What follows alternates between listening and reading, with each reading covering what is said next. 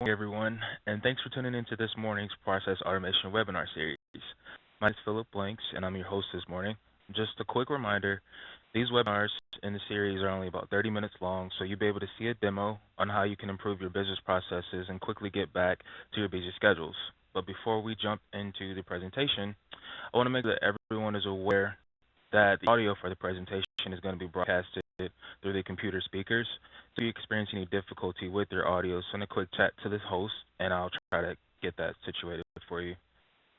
And so to answer your questions, we'll have a Q&A session at the end of the presentation. So feel free to ask your questions at any time in the chat panel, which is going to be located to the right of your screen. If not able to get to your question during the Q&A, we'll reach out to you afterwards to make sure that we can get an answer to your question. So now I'll go ahead and turn it over to Cliff as he will begin the presentation.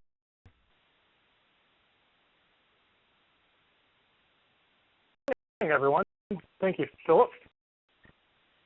Today's webinar is going to cover position coding queries. So I'll go into a little bit of detail about what kinds of options we have for all that space. But a short introduction: I am Cliff Babbitt, Director of Solutions Architecture here at Formfast. I have about 20 years in healthcare and worked closely with HIM in the past. And really appreciate your attendance today. Thanks a lot for taking some time out of these schedules to join us.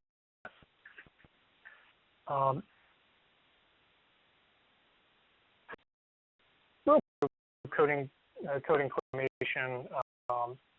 We can quickly, easily, take existing paper versions or other PDF or Excel versions of queries you might have floating around and turn them into online fillable version forms that we can route to for responses.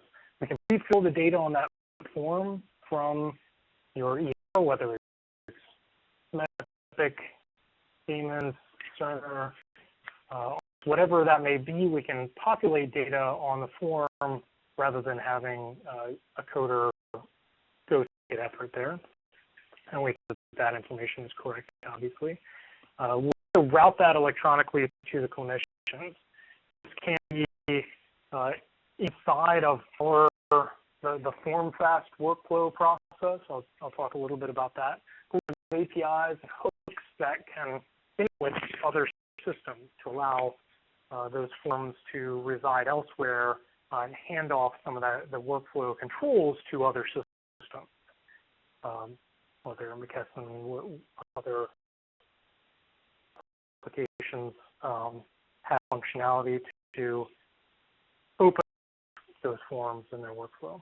We can obtain responses quickly on those forms. The clinicians may have specific that are called out for them to reply, just like in your existing forms. And more importantly, almost as importantly, I should say, the information on the forms is now not in the form itself. It's just data, it's information that we can actually use to improve our process going forward. We can understand which kind of queries we're running most frequently. That's to some of our customers in the world, but we can if we don't get delays again, that the forthcoming ICD-10 changes may make coding queries a little more relevant again, or even more important as we expand the number of codes that we have access to.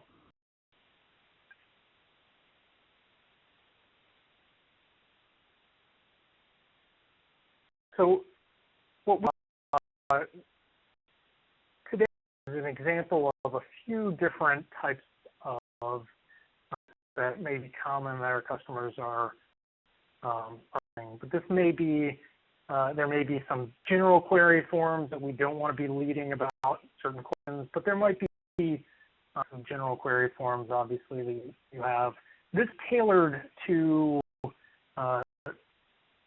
specific organizations. We can take your forms, your case, and build them as online versions. So here are just a couple of examples to share you. So in our list here, we've got the typical we may be asking frequently, TB, heart pneumonia, some of those things that we're just going to be accessing fairly often.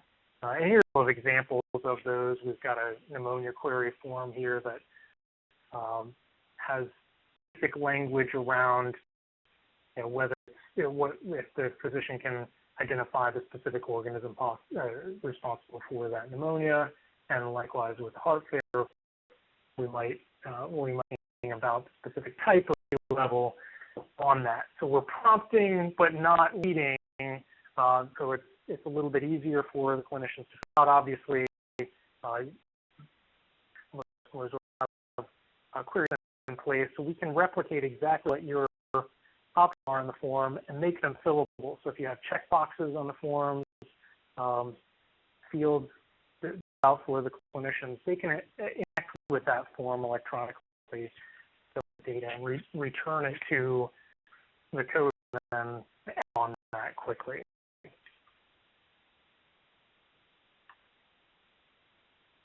So we can take that form, open it up, and pre-fill it with the information in so we can query an external database to populate that data. Account number, medical record number, admit and discharge dates, all of that data. Now, it doesn't have to be entered again on the form. We're just automatically pre-filling that. And maybe insert string, the account number, if I put in something like that. It can be, again, launched for other systems. We have a very robust API that allows code applications to launch into this workflow and tap that context to the user. So that can be seamlessly up with that information already generated. And the attending should be filled out on that already.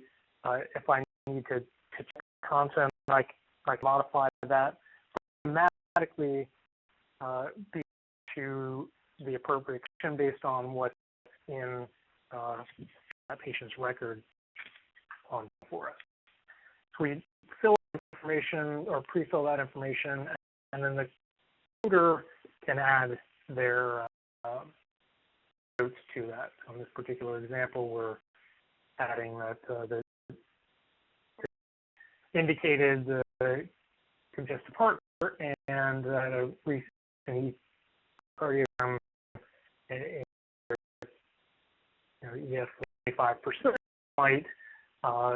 That information is going to be hopefully sufficient to jog physicians' memory and allow them to respond in a non-fleeting way.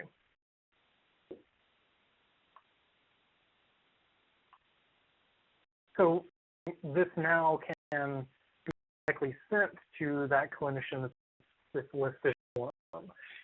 And we can have an option to prompt the coder that to a specific clinician if that's desired, if we aren't necessarily sending it to the one on the form. But we can fill that code with a unique physician with a unique can automatically send that to the physician in a routing process. So the physicians have a login that may be generating in Formfast.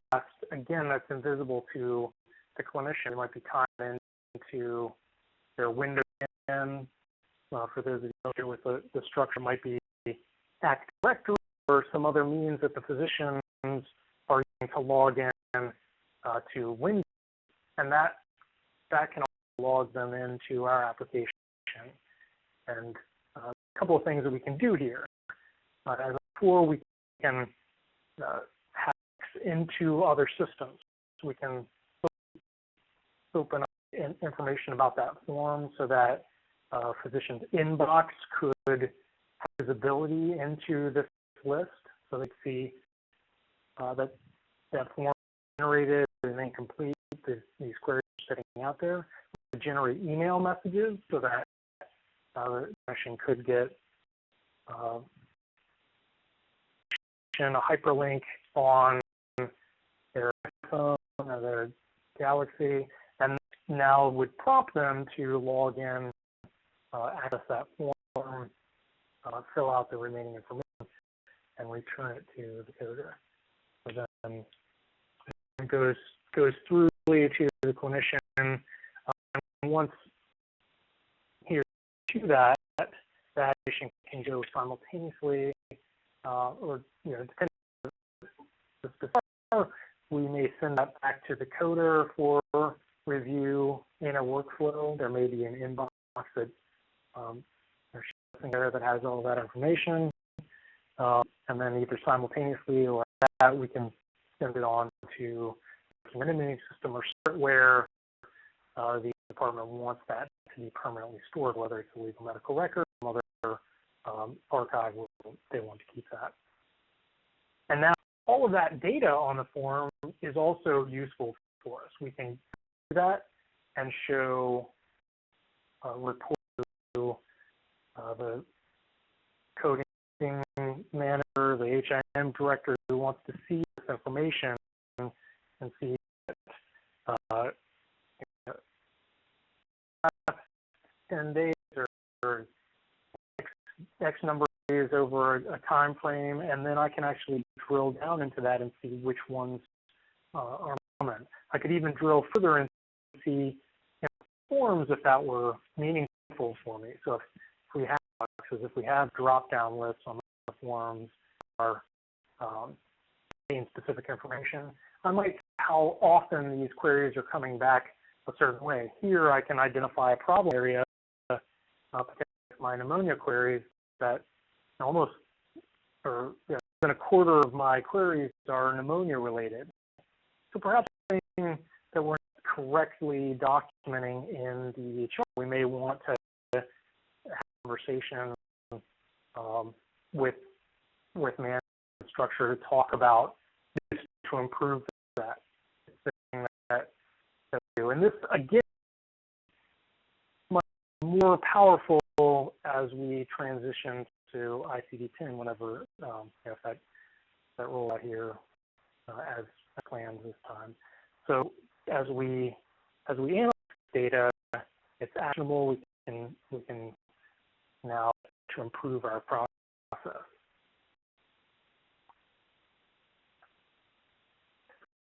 Run through of the query this morning. We wanted to be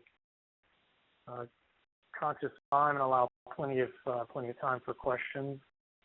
But there are ways this can roll out to customers, and be happy to have discussions with anyone about that to your needs. But a few entry points in terms of filling out that form, and then putting it and rolling that back into the physician's process. We want to make that obviously as streamlined as possible so the clinicians aren't, like they have to go out to another system to complete this.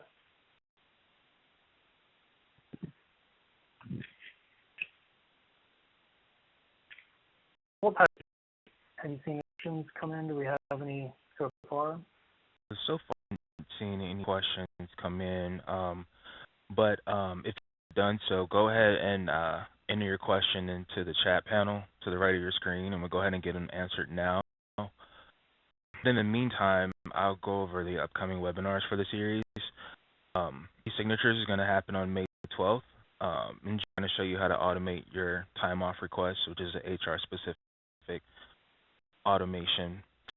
And then in July, I'll show you how you can automate your lists. The registration link for these will be at the landing page once you close the session.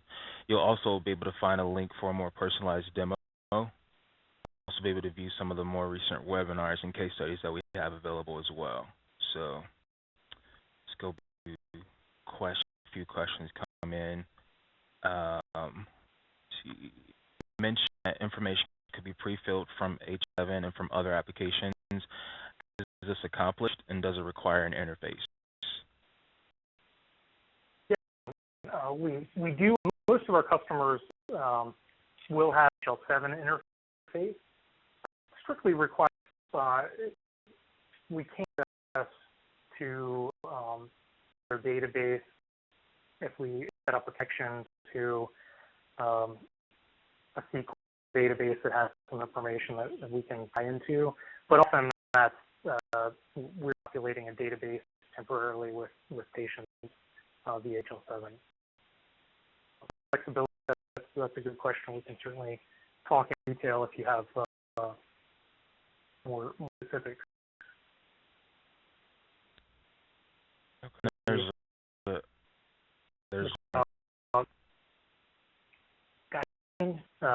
yeah.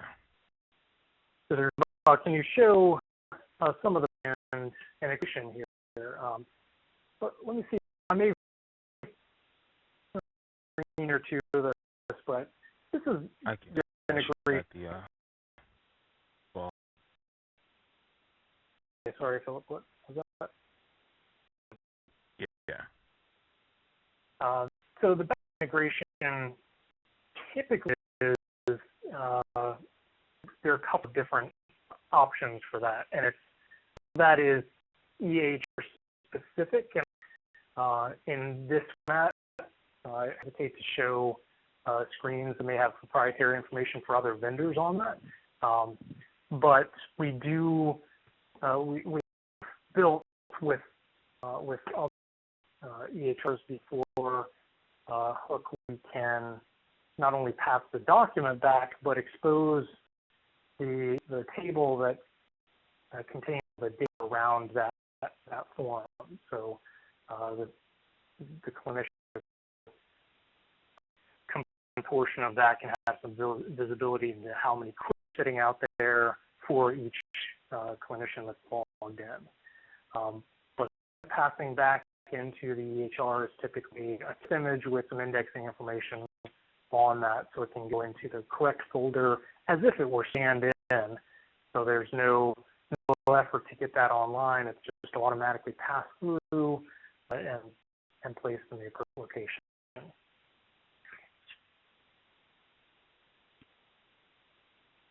Yeah, the was, you know, regardless how the physicians could interact with that. Again, that's that can be specific to the HR or the host system where the physicians are generally interacting, and I can discuss that with Ryan and show you a little bit more detail.